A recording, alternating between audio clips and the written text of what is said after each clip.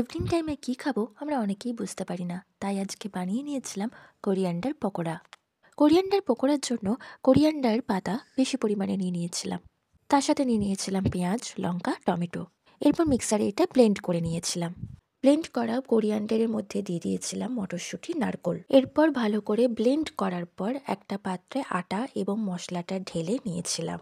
Well mix করার পর এখানে এক্সট্রা কোনো জল ইউজ করব না। যেই মিক্সার বাটিতে আমি ব্লেন্ডটা করেছিলাম সেই মিক্সার বাটিতে ভালো করে ধুয়ে অল্প পরিমাণ জল দিয়ে দিয়েছিলাম।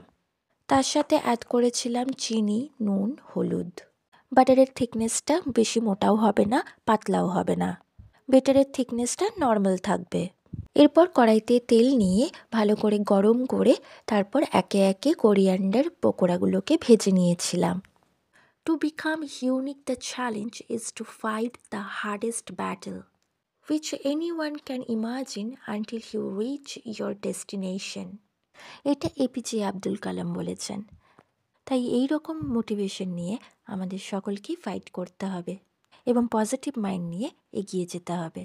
অনেক কথা হলো, এবার আসি কাজের কথায়। এরপর ফ্রাই করার পর আমি সার্ভ করেছিলাম কোরিয়ান্ডার পাতা এবং পিঠে দিয়ে। আজকে বানিয়ে নিয়েছিলাম পিঠে। পিঠের ভিডিও আমি দিতে পারিনি, আজকের মতো এটুকুই। আবার নিয়ে আসবো পরের রেসিপি নিয়ে।